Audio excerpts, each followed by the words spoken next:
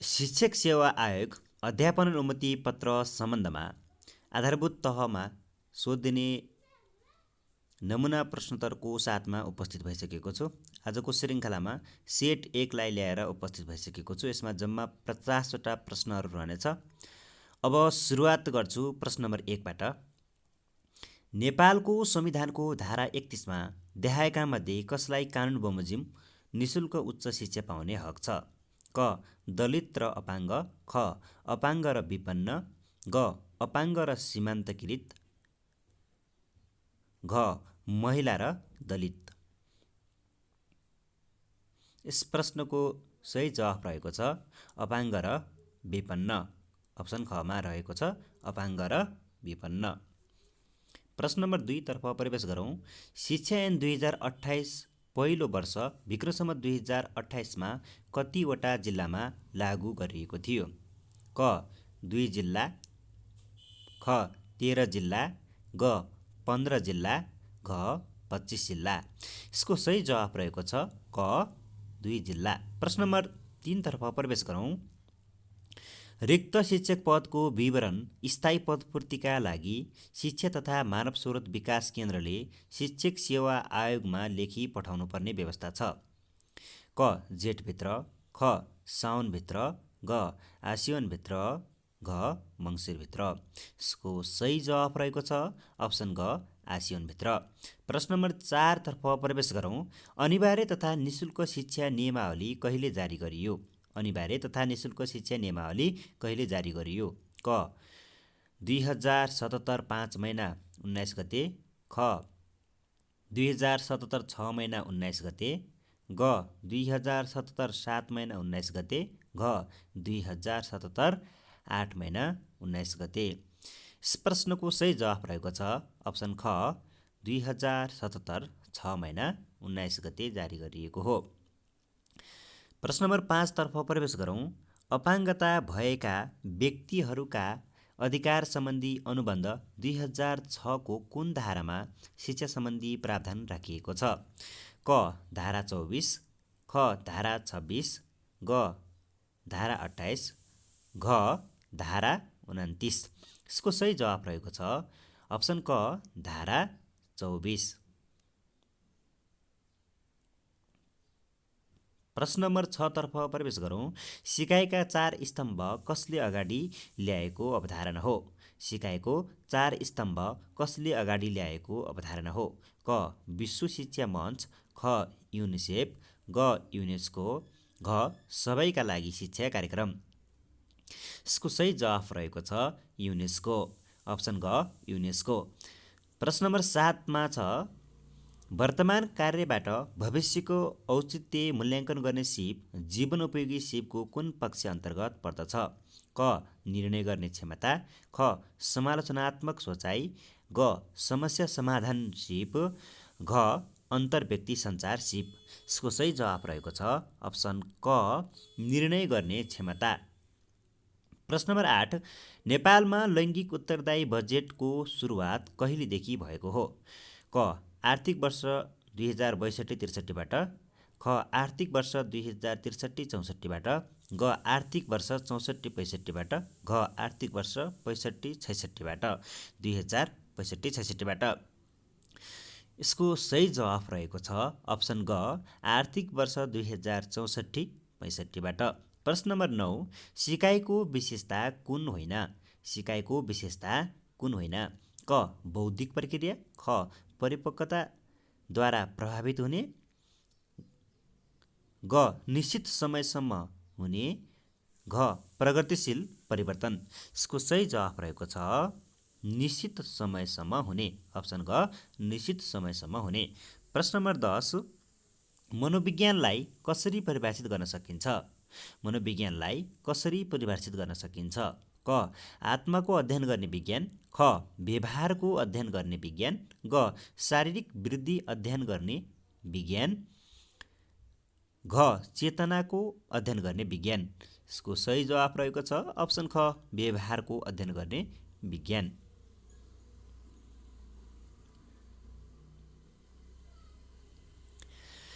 प्रश्न नम्बर 11 सिकाइमा सहचार्यको ठूलो भूमिका रहने सिकाइ सिद्धान्त कुन हो? सिकाइमा सहचार्यको ठूलो भूमिका रहने सिद्धान्त कुन हो? क. अन्तर्दृष्टिको सिकाइ, ख. सामाजिक सिकाइ, ग. कार्यपरक सिकाइ, घ. शास्त्रीय सम्बन्धन। प्रश्न नम्बर 11मा रहेको थियो सिकाइमा सहचार्यको ठूलो भूमिका रहने सिकाइ सिद्धान्त कुन हो? क. अन्तर्दृष्टिको सिकाइ, ख. सामाजिक सिकाइ, ग. कार्यपरक सिकाइ, घ. शास्त्रीय सम्बन्धन। यसको सही जवाफ रहेको छ अप्सन घ. शास्त्रीय सम्बन्धन। प्रश्न नम्बर 12 विद्यालय समुदाय सम्बन्धबाट हुने फाइदा मध्ये कुन बढी महत्त्वपूर्ण छ? क. विद्यार्थीको विद्यालयमा उपस्थिति दरमा वृद्धि, ख. विद्यालयप्रति समुदायको अपनत्वमा वृद्धि, ग. पारदर्शिता वृद्धि, घ. विद्यालयको भौतिक विकास। यसको सही जवाफ रहेको छ विद्यालयप्रति समुदायको अपनत्वमा वृद्धि। प्रश्न नम्बर 13 विद्यालय समाजको वास्तविक प्रतिनिधि हो, यो भनाइ कसको हो? विद्यालय समाजको वास्तविक प्रतिनिधि हो, यो भनाइ कसको हो? क. जोन डिबे, ख. वटावे, ग. ग्रुनलन्ड, घ. Hilda tower. प्रश्न नम्बर 13 को सही जवाफ रहेको छ अप्सन क. जोन डिबे। विद्यालय समाजको वास्तविक प्रतिनिधि हो भनेर जोन डिबेले भनेका थिए। प्रश्न नम्बर 14मा विद्यालय सुधार योजना निर्माणपछि जेठ महिनाभित्र अनिवार्य रूपमा देखाएको मध्ये कुन निकायमा पेश गर्नुपर्ने व्यवस्था छ? क. शिक्षा विकास तथा समन्वय इकाइ, ख. जिल्ला समन्वय समिति, ग. गाउँ नगरपालिका, घ. शिक्षा विकास निर्देशनालय। यसको सही जवाफ रहेको छ प्रश्न नम्बर 14 को अप्सन ग. गाउँ नगरपालिका। प्रश्न नम्बर 15 तर्फ प्रवेश गरौँ। शिक्षक पेशागत विकासको प्रक्रिया कुन हो? शिक्षक पेशागत विकासको प्रक्रिया कुन हो? क. शिक्षक बढुवा, ख. शिक्षक सरुवा, ग. शिक्षक तालिम, घ. शिक्षक पुरस्कार।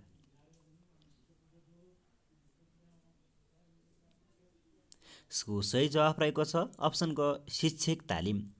प्रश्न नम्बर 16 शिक्षक शिक्षण आयोजनाले सञ्चालन गरेको तालिम कुन हो? शिक्षक शिक्षण आयोजनाले सञ्चालन गरेको तालिम कुन हो? क. 1320 घन्टे सेवाकालीन तालिम, ख. 150 घन्टे तालिम, ग. 180 घन्टे तालिम, घ. सम्पूर्ण विद्यालयमा आधारित तालिम। प्रश्न नम्बर 16 को सही जवाफ रहेको छ अप्सन क. 1320 घन्टे सेवाकालीन तालिम। प्रश्न नम्बर 17 शिक्षकको पेशागत विकासको प्रारूप 2072 अनुसार शिक्षक तालिम कति किसिमका छन्? क. 2 किसिम, ख. 3 किसिम, ग. 4 किसिम, घ. 5 किसिम। यसको सही जवाफ रहेको छ अप्सन ख. 3 किसिमका। प्रश्न नम्बर 18 शैक्षिक गुणस्तर के हो? शैक्षिक गुणस्तर के हो? क. सिकाइमा विविधता, ख. शिक्षकको क्षमताको प्रदर्शन, ग. शिक्षण कौशल, घ. शैक्षिक लगानी प्रक्रिया र उत्पादन बीचको तालमेल।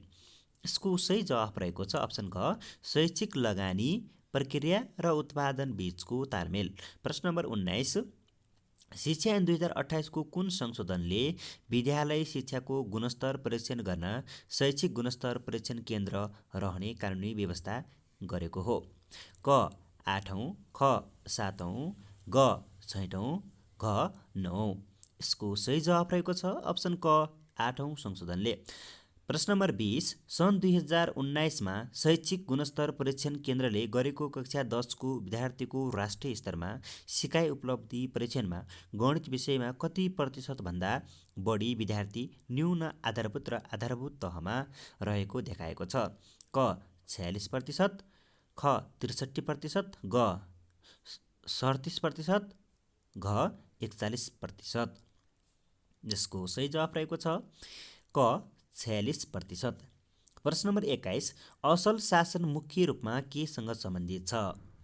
क. उत्तरदायित्व, ख. व्यवस्थापन, ग. जवाफदेहिता, घ. सुशासन। यसको सही जवाफ रहेको छ अप्सन घ. सुशासन। असल शासन भन्ने बित्तिकै केसँग सम्बन्धित हुन्छ भन्दा सुशासनसँग सम्बन्धित हुन्छ। प्रश्न नम्बर 22, दर्तामा डट अङ्ग समावेश हुँदैन। क. पाउने कार्यालयको नाम, ख. दर्ता मिति, ग. प्राप्त पत्रको चलानी नम्बर, घ. विषय। यसको सही जवाफ रहेको छ अप्सन क. पाउने कार्यालयको नाम। पाउने कार्यालयको नाम समावेश हुँदैन। प्रश्न नम्बर 23 तर्फ प्रवेश गरौँ। सुशासन व्यवस्थापन तथा सञ्चालन ऐन 2064 को कुन दफामा नागरिकको बडापत्रमा सम्बन्धित कार्यालयले दिने सेवा र त्यसको प्रकृति जस्ता कुराहरू उल्लेख गर्नुपर्ने व्यवस्था छ? क. दफा 21, ख. दफा 24, ग. दफा 24, घ. दफा 26। यसको सही जवाफ रहेको छ प्रश्न नम्बर 23 को अप्सन ग मा रहेको छ दफा 24।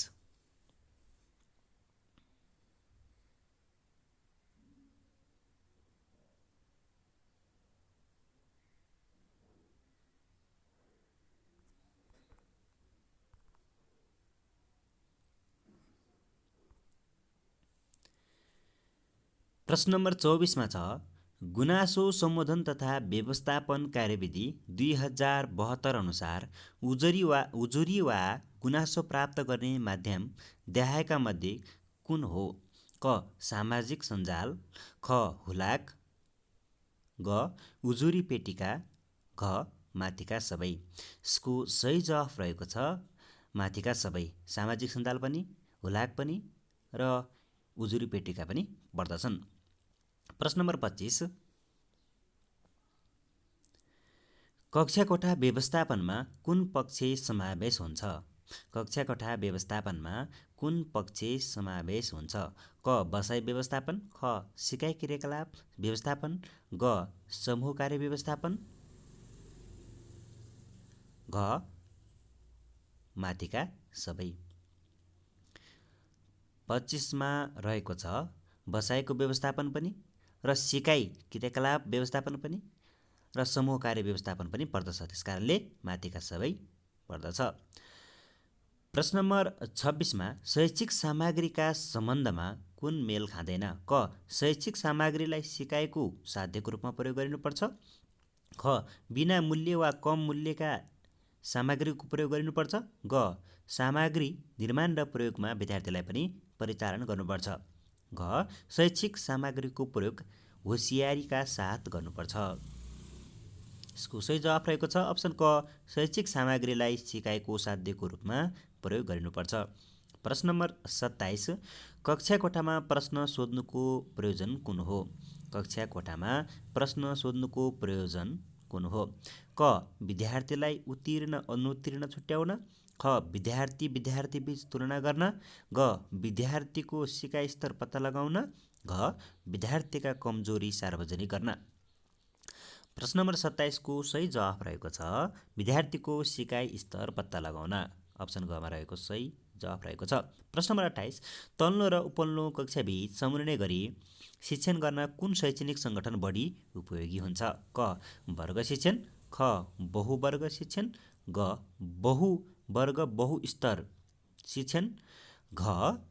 विषय शिक्षण। यसको सही जवाफ रहेको छ प्रश्न नम्बर 28 को घ. विषय शिक्षण बढी उपयोगी हुन्छ। प्रश्न नम्बर 29, राष्ट्रिय पाठ्यक्रम प्रारूप 2076 अनुसार आधारभूत तह कक्षा 4 देखि 5 को पाठ्यक्रम कक्षा 4 मा कुन शैक्षिक सत्रदेखि कार्यान्वयनमा आएको हो?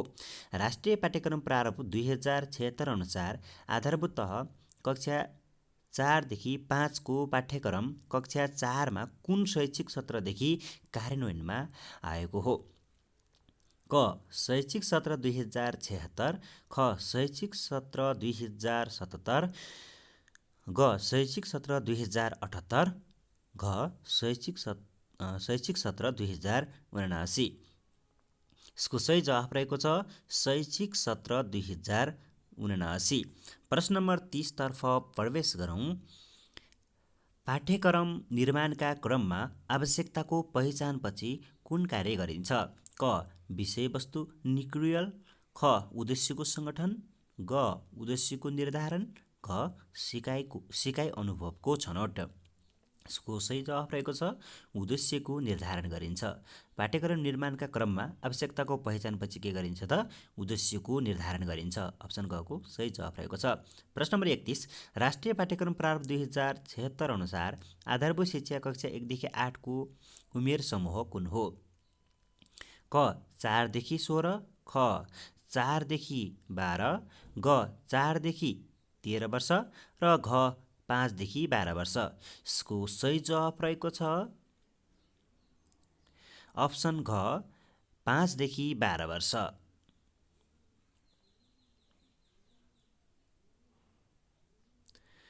प्रश्न नम्बर 32 मा छ पाठ्यपुस्तकको अङ्गमा कुन समावेश हुँदैन? पाठ्यपुस्तकको अङ्गमा कुन समावेश हुँदैन? क सिकाइ उपलब्धि, ख पाठ नम्बर र शीर्षक, ग विषयवस्तु, घ अभ्यास। यसको सही जवाफ रहेको छ अप्सन क सिकाइ उपलब्धि समावेश हुँदैन। प्रश्न नम्बर 33 कक्षा कोठामा शिक्षकको प्रस्तुतिको ढाँचालाई के भनिन्छ? क विषयवस्तु, ख शिक्षण विधि, ग शिक्षण क्रियाकलाप, घ मूल्याङ्कन। यसको सही जवाफ रहेको छ अप्सन ख शिक्षण विधि। प्रश्न नम्बर 34 दैनिक पाठ योजनाको फाइदा कुन हो? दैनिक पाठ योजनाको फाइदा कुन हो? क पाठ्यक्रमले तोकेको समयभित्रै वार्षिक पठन पाठन क्रियाकलाप सम्पन्न गर्न सहयोग, ख शैक्षिक सत्रको प्रारम्भमै आवश्यक सामग्री जुटाउन सहयोग, ग शिक्षकका क्रियाकलापलाई व्यवस्थित बनाउन सहयोग, घ शिक्षण सिकाइ क्रियाकलापमा विद्यार्थीलाई जिम्मेवार बनाउन सहयोग। यसको सही जवाफ रहेको छ अप्सन ग शिक्षकका क्रियाकलापलाई व्यवस्थित बनाउन सहयोग। प्रश्न नम्बर 35 मा रहेको छ विद्यार्थीले प्रत्यक्ष र प्राथमिक अनुभवबाट सिक्ने विधि कुन हो? विद्यार्थीले प्रत्यक्ष र प्राथमिक अनुभवबाट सिक्ने विधि कुन हो? क क्षेत्र भ्रमण, ख व्याख्यान, ग छलफल, घ निगमन। यसको सही जवाफ रहेको छ अप्सन क क्षेत्र भ्रमण।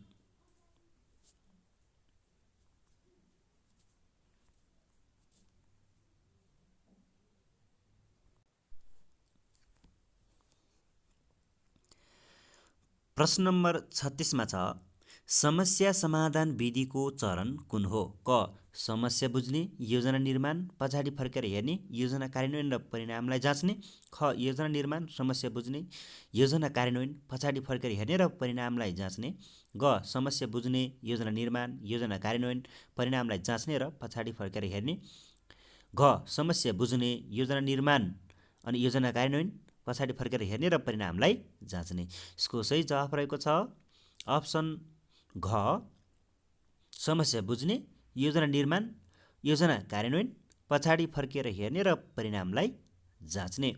प्रश्न नम्बर 37 सिकाइको गुणात्मक पक्षलाई परिमाणमा बदल्ने प्रक्रिया के हो? क मूल्याङ्कन, ख मापन, ग परीक्षा, घ आकलन।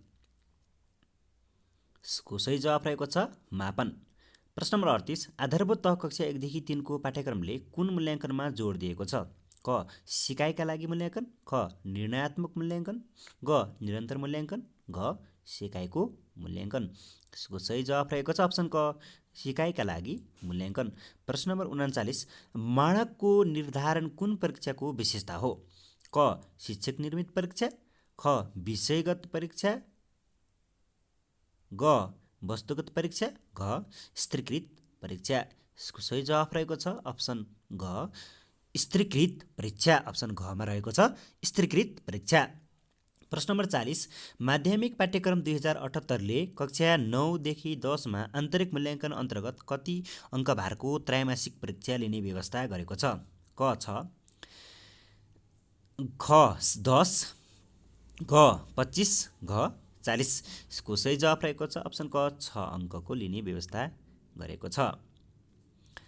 प्रश्न नम्बर 41 लेटर ग्रेडिङ निर्देशिका 2078 अनुसार 80 र सोभन्दा माथि 90 भन्दा कमको उपलब्धि स्तरलाई कसरी व्याख्या गरिएको छ? क उत्तम, ख उत्कृष्ट, ग सर्वोत्तम, घ अति उत्तम।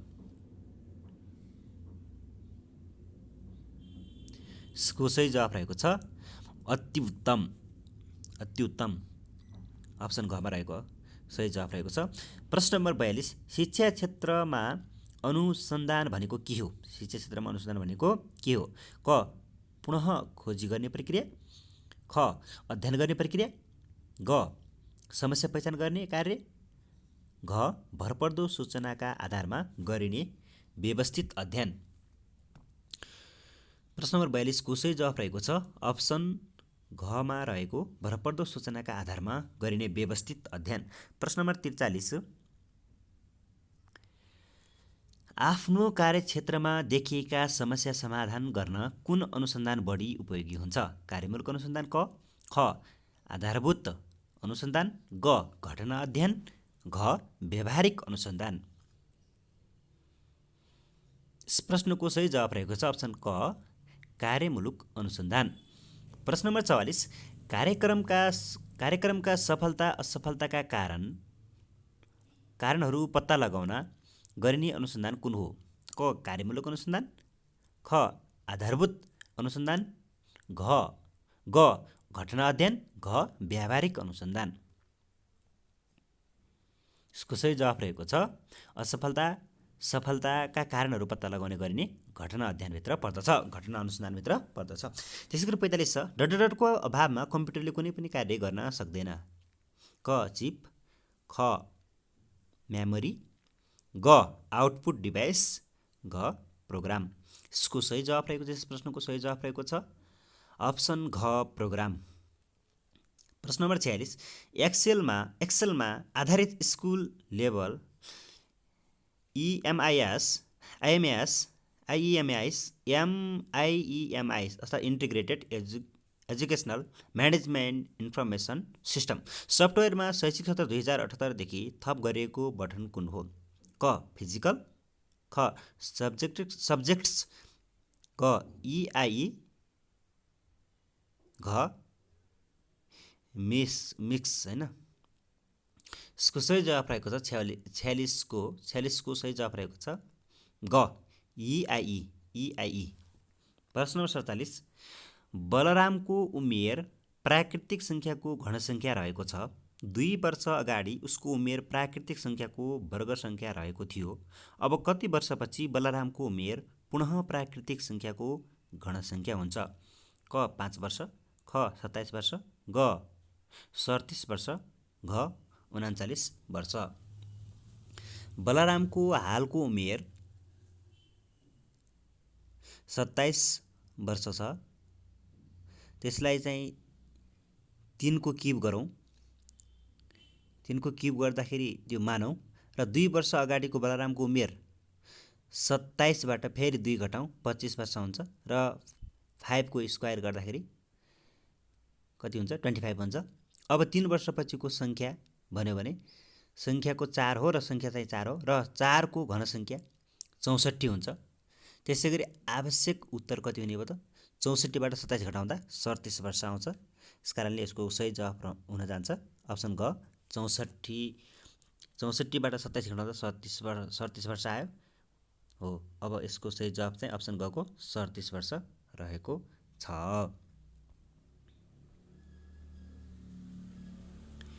प्रश्न नम्बर 48 मा छ भोकमरीको पोषण भए झैँ थकाएको के?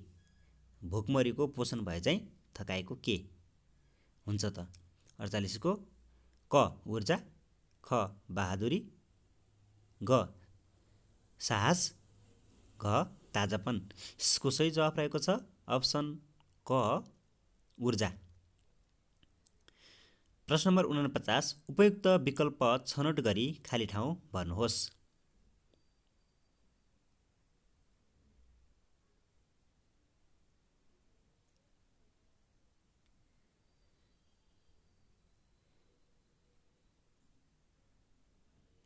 खाली ठाउँमा 367 हुनुपर्दछ